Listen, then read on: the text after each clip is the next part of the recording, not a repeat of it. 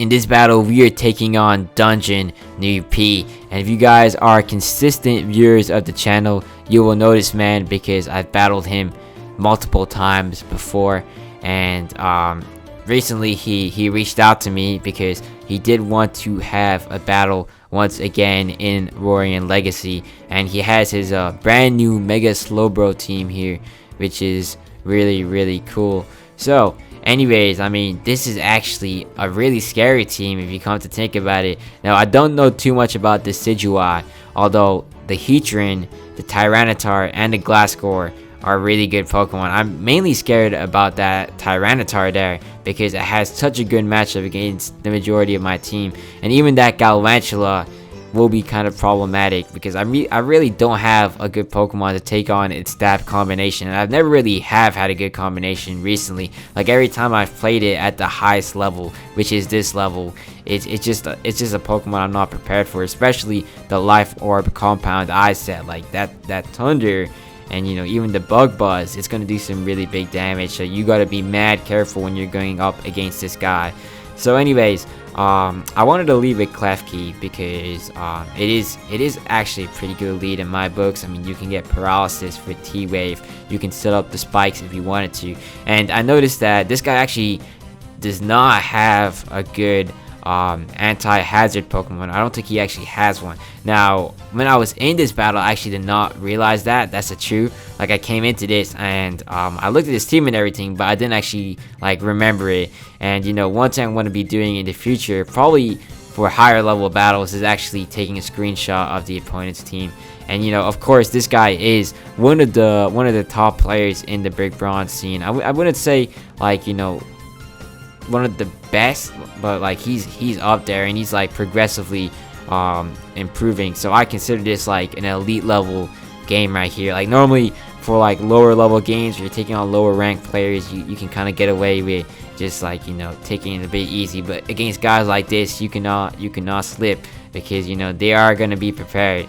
Like right here, he goes for a wall switch, and I guess he was thinking I was going to switch out because I wouldn't want to have to take any damage, so he was trying to get his momentum set up, and it's a good thing I didn't, you know, go for that. Instead, I went for the play rough, and that's partly because, I mean, I do want to get damage on that Galvantula. I mean, I think it's worth the trade-off to take some damage on my Klefki if I can get some damage back on him, because that Galvantula is finna be problematic for me. So I mean, I need to try and take care of that as early on as I can. So anyways, on this Glasgow, I kind of got to figure out what I want to do here. I mean, I have an option in Slowking that should be able to force it out if it tries to set up any sword stances.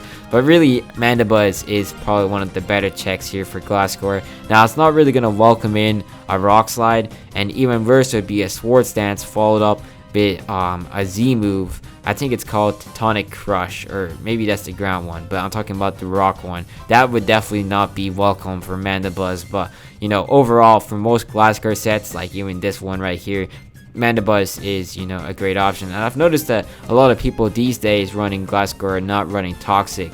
It used to be a lot more common, especially in the older PvP titles, because people would be running Glasgow more so as a stall Pokemon. But I've noticed recently, and especially in this game, it's more so of a utility Pokemon with U-turn, knockoff, or well, I mean, I don't know, it's knockoff, because I haven't really seen that as much, but like Earthquake, Roost, Defog.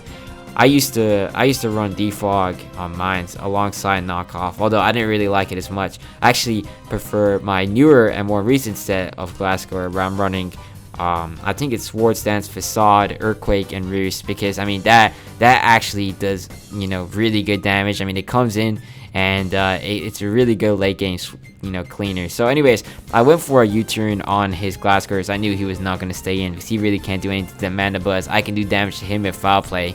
So, you know, he also went for a U-turn, and the good thing is, because I'm slower, I actually get to choose so I want to go into. So I decided to bring in my Kofagrigus here. So I want to get my Trick Room up as early as I can, and you know, Rain Eclipse is not going to be an option because it's going to take huge damage from the Bug Buzz. In fact, it probably gets one-shotted, so it's not going to be a smart idea here. So anyways, we do get the Trick Room up. However, he switches out into his Decidueye, and I was a bit scared here as I wasn't sure what this has to offer. However, I was like, alright, I'm gonna just go for a Shadow Ball. And the good thing is that is enough to actually one-shot the Decidueye. Now, if he had Shadow Sneak, I don't think it would matter too much, because this Cofagrigus has like 140 base defense, so it should be able to brush one off. However, a Pokemon like this Tyranitar here is going to be problematic, and I decided, I probably can't do much here. I might just be pursuit trapped, so it's probably good that I go for a hidden power fighting, or I believe this is hidden power fighting. I'm pretty sure it is. I haven't, fully confirmed, but like I'm 90% sure it's hidden power fighting. However, it does like 0 damage to the Tyranitar, and he actually goes for a crunch rather than a pursuit. Now, I don't know if he didn't have pursuit or why he went for a crunch there. Maybe he knew I was going to stay in, because I was probably thinking it's going to be hopeless, but I don't know. What concerns me though is that damage. Like, that is actually sad. I one-shotted the Decidueye earlier, so I was expecting a bit more, especially because I have a lot of special attack investment on my Cofagrigus, but I guess it is what it is. Tyranitar is one of the best Pokemon in the meta, so I can't really say I'm surprised, but it's not really something that's pleasant to see. So anyways, I decided to bring out my Ampharos, and the main thing here is I'm hoping he kind of gets scared and switches out, and I'm going to go right for a Dragon Pulse, because I'm certain it should at least bring him low enough to where Focus Blast will finish him off if he decides to stay in and gets too confident. And if he switches out, however, and takes the bait, then it's going to be free damage and whatever he goes into. And I wasn't fully sure exactly what he would choose to go in on my Volt Switch. I think I was expecting the Glass Core. That's why I went for Dragon Pulse. However, you're going to see that this guy actually goes into something else, and it's going to be absolutely perfect for me. So he withdraws and he goes into Galvantula. Now, I'm not sure what he was expecting with this. Maybe he knew I was going to use Focus Blast, because he probably checked Smog on. But right here, I'm going to be able to get my Mega Evolution off, and I'm going to fire off the Dragon Pulse. And coming off this 165 base special attack, this Galvantula is not going to take it. It's going to be too much. I wouldn't even be surprised if it one-shots Galvantula from full HP. So, that's that. Now, we do take some chip damage, which is kind of sad, but, it is what it is. Now, unfortunately for DungeonnoobP, he actually does not know that I read him, and I don't think he is aware I actually have Focus Blast on this, so he might be thinking I don't have Focus Blast, which is why I didn't use it on his Tyranitar the first turn. Now, unfortunately for me, I have enough good luck to where I missed the Focus Blast. It kind of sucks because, now the surprise element is gone, and of course my Trick Room is also ran out, so I'm no longer going to get priority against this Tyranitar. So this is definitely not a good situation right here. We're taking some pretty big damage on the Ampharos. Now the good thing is it is really bulky, so we are able to still kind of eat that up, and especially on this Trick Room team, I've come to see that this is actually a lot better of a Pokemon than I really ever remember it being. So that's nice. Now, I do fire out the Focus Blast. Now, unfortunately, of course, that's not going to be enough to finish the job. However, that is still really, really good damage, because, really, I can get someone else to come in and revenge kill. Now, the question here is it worth saving Ampharos? Now, in hindsight, it probably would have been worth it, because, you're going to see later on in this game that this would have been a really useful Pokemon to keep. But at this point in the game, I'm kind of thinking, well, Tyranitar is a problem, and it's gonna be really worth just doing whatever I can to take it out, because my team is weak to this. You can see my team: Rain Eclipse, Slowking, Klefki, Mandibuzz, and Cofagrigus all are weak to some kind of move that Tyranitar commonly carries with it. Like Dark Rock and Ground is really not a strong suit of this Trick Room team, so I had to be careful here. Now I'm looking at the Mandibuzz and thinking, is it actually worth going to Mandibuzz? He might try mixing it up and going for a Rock Slide. that makes perfect sense. So, the Ampharos is gonna die anyways to basically any attack, so I'm not really sure what he's gonna go for. So anyways, here I'm just going to go for the Dragon Pulse in case he switches out. He doesn't, he goes for the Rock Slide, and that's going to be able to take care of the Ampharos, which is, unfortunate, but it's fine. Now, I'm thinking about Klefki, but I figured Mandibuzz is probably a better option here, because, if this guy has any speed investment, I'm sure Mandibuzz can actually take a Rock Slide. It's not going to be pleasant, but, should be able to take it. But, in this case, luckily, you know, he does not have any speed investment, so we do outspeed. Because I mean, this Mandibuzz has like 0 speed obvies. It has no speed because it's tailored for Trick Room. That's what I kind of crafted it to do. So you know, that's that. So anyways, now I kind of got to figure out what I want to do here, and I figured that Rainiclus should actually have a good matchup against this guy's team. I mean, he has his Heatran, his Slowbro, and his Glasgow left. All three don't really like Rainiclus as much, and the good thing is he can't really, you know, hit me with his residual damage because I do have, I'm pretty sure it's called Magic Guard. I don't know if it's Magico. I'm pretty sure it's Magic Guard. I'm sorry if I got it wrong. I should know this by now because I mean I've used Rainiclus at least 2 or 3 battles, and I've seen Magic Guard plenty of times, but I mean, unfortunately, I don't have it memorized, so that's that. Now, here against this Heatran, I want to get out my Trick Room. That's really, once again, the priority whenever you're running a Trick Room team, because once I get it up, it's going to be able to actually activate a lot of my other Pokemon, because, I mean, they need the speed, because, I mean, they're slow, and that's kind of, you know, self-explanatory. Although, also, I do want to try and make sure I don't take as many hits, and also, being able to get the jump on speed will ensure that I get priority on my recovers, which will be really nice. So he goes for his max flare here, and that does like horrible damage. And I'm assuming that this Heatran must be bulk invested. Like, I know that this guy has had a history of using really defensive Pokemon, so it would make sense right here if he just went fully for, you know, like defense or special defense or something like that, and that's probably why his attacks aren't doing as much damage. Now, I could be wrong, and Rainiclus could just be that bulky, but I mean, based on like the Tyranitar and how bulky he was, I wouldn't be surprised if that's the case. So anyways, now, you know, I'm gonna bring in the Slowking on his next max flare, and you know, it's gonna be able to eat that up pretty good. And the good thing is he's not going to get any benefits from this because he already set up the sun. So, I mean, there's not much more to set up, which is great. So, with the Slowking in, I wanted to go for a T-Wave. Now, in this battle, I actually didn't realize it, but I put this with an Assault Vest. And if you guys remember how Assault Vest works, you can't use any attacking moves if you want to actually carry the item. So for those reasons, I can't use T-Wave. And I know this has confused me for a couple of battles, but I mean, I probably should have just, you know, been more aware of my own sets. So I might either change out the Assault Vest. I probably won't change out the Assault Vest. I think I'm just going to change the move to, like, you know, maybe Dragon Tail, maybe Hidden Power Electric. Like, the problem with Slowking is it doesn't learn T-Bolt like Slowbro. And that really doesn't make any sense. Why does Slowbro learn T-Bolt and Slowking it doesn't? I don't know, because I figured that Slowbro would be more physically defensive, and you know, it would be more on the physical side. I mean, of course, they have the same special attack stat, but I still, you know, would have thought it would be more so on the physical side, and Slowking would be on the more special side, therefore giving it more coverage options. But that's unfortunately not the case. So you know, it is what it is. It's not a big deal, but you know, it is minorly inconvenient. So anyways, I really wanted to just get my Klefki in here. I mean, I figured that this guy probably doesn't have, you know, any way to take care of my entry hazards. So if I can get them all up, you know, it will be really nice for me, because I should be able to have a good matchup against this guy's team. And really, truth be told, Klefki doesn't have much of a purpose anymore. I mean, it did take care of, it didn't really take care of anything, but you know, I did take care of the Pokemon Klefki would have been good against, like the Tyranitar. And I mean, he only has a Slowbro, Heatran, and Glasgow, all of which have a good matchup against Klefki. So you know, it's better to kind of just get the spikes up and sack it. So I don't really see any more need for this guy to actually be alive. So the good thing is the future sight that I set up in the previous turns has kicked in, and it does giant damage to this Glasgow.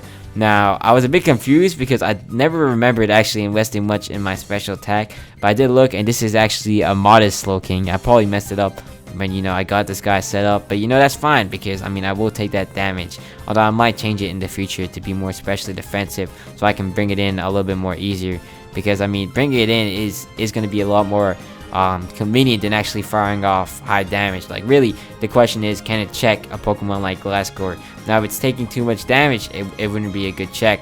But like, even if it could fire off a really hard hit, but like, if it could come in, you know, take hits really good, and you know, fire off, even though they're not as hard, it's still able to, you know, have a winning matchup. So therefore, it's going to be more usable. So that's kind of why I want to change it up, if that makes sense. So anyways, on this slowbro, I have a good matchup, although I probably want to switch out because this slowbro, you know, it's going to be hitting me, and he has recover, but I don't have access to that because of my assault vest. So, you know, if that makes sense, it's not really the best matchup, which is why I'd want to have to switch out here. So I'm thinking Rainiclus would actually be a good play because I should be able to hit him on his weaker special defense. I mean, his defense stat is like base 180, and his special defense is like, I think 90 or 80. It's nothing amazing. So anyways, here he goes for the Ice Beam, and unfortunately for me, that's going to be a freeze. And that actually sucks so much because, I mean, because I got frozen, I can't actually ensure that Rainiclus can get Trick Room set up and, you know, have a good matchup against this. So I had to pivot back into Klefki, and unfortunately this turn he goes for Scald. If I had just stayed in, then it would have thawed the ice, although I didn't stay in, and I'm gonna suffer the consequences now, and that is mildly annoying, but you know, it is what it is. So anyways, of course, on the next turn I'm going to get paralyzed because this game just loves to give me bad luck. I'm going to go for the T-Wave, and he actually goes for the Ice Beam. He makes a wrong read, but of course I'm going to get paralyzed because the game just loves me. And really, I'm also kind of confused because I would have thought I'd have like priority because of Prankster, but I mean, I guess it's not showing that. Maybe because I'm going to be paralyzed this turn too, but you know, it is what it is. I didn't even get any spikes up other than one layer, and I couldn't even paralyze this slowbro, which actually is so annoying. Like, come on, man, you gotta give me some better luck than that. So anyways, it is what it is. You know, we're gonna have to still work around it. I mean, this game is still gonna be in our hands for the most part, as long as I keep Slowking alive, because Slowking has a good matchup against all three of this guy's Pokemon. I mean, it's gonna basically beat out Glasgow in a 1v1 as long as you can switch out. It's gonna beat Heatran, and it's gonna beat his own Slowbro because I'm hitting him on his specially defensive side, which is a lot weaker than his other defenses. So anyways, here though, I decided to bring in the Mandibuzz, and I just kind of want to test the waters, see how much damage the Foul Play will do, just to see if this is going to be a resourceful tool to me. And unfortunately, the problem with this game is that it actually has messed up type matchups. So if you use a Dark type move against a Psychic type, it actually does not very effective damage, which is really stupid, but you know, it is what it is. So anyways, he actually ends up going into the Heatran here, and the Foul Play actually does pretty good damage. I mean, I will say I'm kind of impressed, although it is still, you know, it is still eaten up pretty good by the Heatran, because of course Heatran is a really bulky Pokemon. So anyways, I go into Slowking here on the Heatran because it's kind of my go-to check.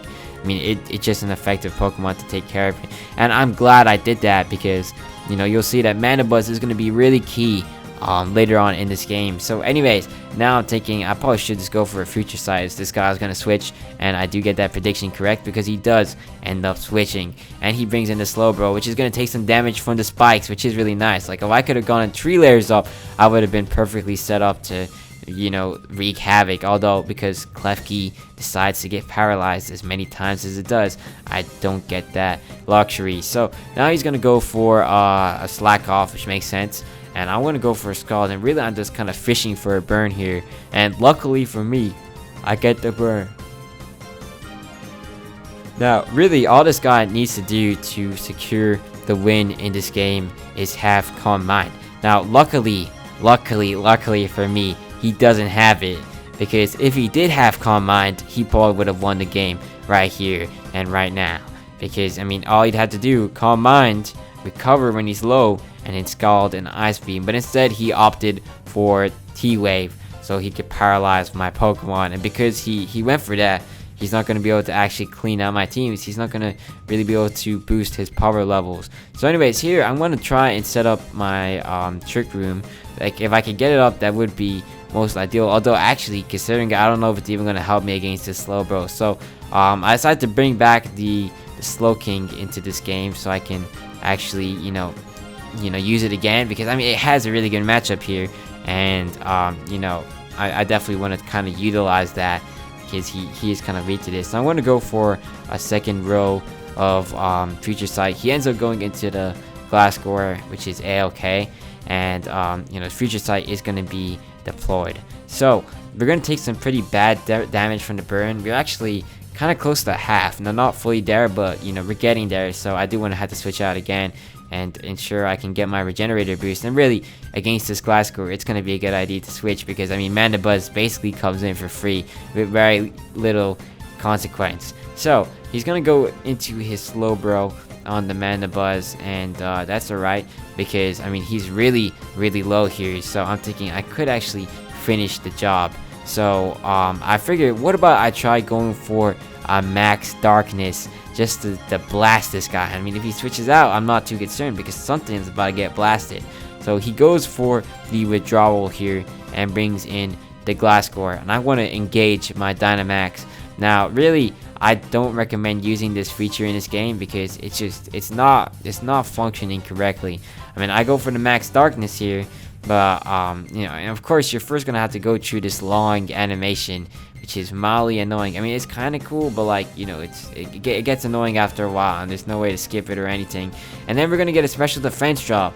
Now, if I'm correct, that shouldn't be dropping your special defense. I mean, most Dynamax moves will actually boost your stats, so something's messed up there, but it is what it is. Now, because of the nature of Dynamax being bugged the way it is, that special defense drop is actually gonna hurt, because I mean, if he fires off a Magma Storm, he's gonna hit reasonably hard because my special defense is dropped. So I'm really forced to switch out here if I want to keep my Mana Buzz alive, and he's gonna fire off a Magma Storm, which is gonna actually be really bad for my Slowking, because I'm not only going to be taking damage from the Magma Storm, I'm going to be taking damage from the burn. I'm not going to have any way to recover that damage, so really I'm forced to just go for Scald here, and I can't even switch out, which is actually unfortunate. So here I want to go for a Scald, and it's going to, you know, do good enough damage. Now we're going to take some damage from the burn, some damage from the Magma Storm. It really isn't pleasant to see, and I'm kind of concerned here, so just how effective this Heatran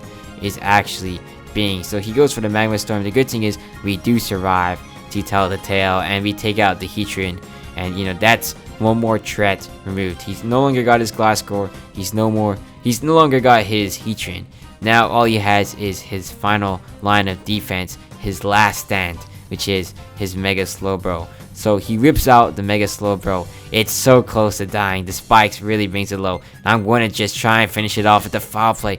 But of course, this game is bugged, and you know, the foul play is not going to do super effective damage. In fact, it's going to be resisted, and he's going to be able to recover his HP. I'm telling you, when this happened, I was so pissed off. Like, this was the moment that made me mad. I'm like, come on, man, I literally deserve to kill the Slowbro. I wanted to see that guy dead. I wanted to see him finish, but I didn't get that luxury because the game was bugged. Now, I probably shouldn't have gone for a U-turn. I probably should have expected something to be messed up there. However, you know, I did not calculate that, and I'm afraid I'm not at that level. I did not calculate that was gonna happen. So you know, it is what it is. So anyways, he's gonna go for the Scald here, and the luxury here is that it's gonna burn, or it's gonna thaw my burn. So I'm gonna be able to fire off the Trick Room, and now we're going to be able to outspeed. And really, I'm thinking Rain Eclipse should actually have a winning matchup here, especially because, I mean, he's poisoned, or not poisoned, he's burnt. So, you know, I'm kind of confident I should have something good going down over here. And I do have that Life Orb to enhance my damage output. So, I'm going to try Psyshock just to test the waters, because, I mean, this is stab. Now, that is actually really sad. I probably should consider running Psychic on this instead, so I can actually hit on the special defense side. I've never really seen Psyshock benefit me as much too, so I probably will consider trading that out anyway. So I go for another Psyshock. I'm still kind of confident that this might be my stronger moves. I'm not sure, you know, Focus Blast is going to do more. And he actually goes for a Scald here, which is actually doing really good damage. So I'm going to try a Focus Blast just to test the waters. I'm confident I can live another turn. And he's also really low, so I do kind of want to, you know, bring him lower, especially because he's probably going to go for Slack Off just to, you know, play it safe. Although at the same time too, it's going to be good to pressure these Slack Offs, because he only has so many Slack Offs he can go for, and he's going to get consistent damage from that burn. So, you know, it's going to be to my advantage to take advantage of that feature. So anyways, I want to get the Trick Room up again, and really I just need to clutch up and recover right here, because I mean, Focus Blast is doing good enough damage to suffice. Although of course I'm going to have to miss I'm going to get paralyzed, And I mean, I can't really complain too much because I did get a couple of turns of not being paralyzed, but that kind of sucks because the job could have been finished a lot earlier. So now we're gonna have to go to this, which I call PP stalling. And really, it's not the alternative I wanted to get to. However, because of the unfavorable conditions of this match, it is what we're gonna have to get to. Now, really, the only thing I'm praying for here is that I'm able to actually eat up his attacks really good. So he actually goes for a T-wave here, which I guess is probably the smartest play you can make. You'll see I actually speed up the video here because, you know, it's not gonna be a fun time to have to fully sit you. So he's gonna go for the Ice Beam. The good thing is we actually take that like a boss. Mana Buzz actually absorbs that. That is a super effective attack coming off of 130 base special attack. However, because this Mana Buzz is specially tailored for my Trick Room team, I decided to invest more, especially defensively than physically. And you know, that definitely has paid off here because I'm actually able to take care of the slowbro. And you know, really the only thing I'm praying for here is that my RNG doesn't screw me over and you know, get me paralyzed 3 turns in a row. That has happened in multiple battles, and even in this game I got paralyzed once with my tank growth, or I think it was like a paralysis, a miss on the sleep powder and a paralysis again, and that actually costed me because, you know, this dude sets off Swords Dance and it's over. So, you know, that's why I don't really like these types of games with RNG. I mean, especially Pokemon Showdown. I've noticed that has been the worst. Like sometimes, you know, I'll get everything right, you know, everything set up. All I need to do is, you know, land the Hydro Pump, and I'm gonna miss it because, you know, I have terrible luck sometimes at times like that. So really here I just need to ensure I actually get the kills. I feel like I deserve to win here. I mean, I made some good reads, so you know, that's that. Now he goes for the Ice Beam, of course. Good thing is, you know, because he paralyzed me, he's not gonna be able to get the freeze. I don't know if paralysis was actually his best move. Maybe he would have gotten some more out of, you know, getting a freeze, because that could actually, you know, it's a bit of a hit or miss, because sometimes it's kind of useless because you're just on top the turn after you get frozen. But you know, I don't know, it's interesting to see it. So anyways, the good thing is U-turn does actually do super effective damage, and it is doing consistent damage, so I'm going to just keep firing that off. And with the combination of U-turn and burn, you know, he's gonna have to keep going for slack offs, and he's gonna run out because of PP. And you know, luckily that turn he was out of slack off, so I was able to finish the job, and that right there was DG.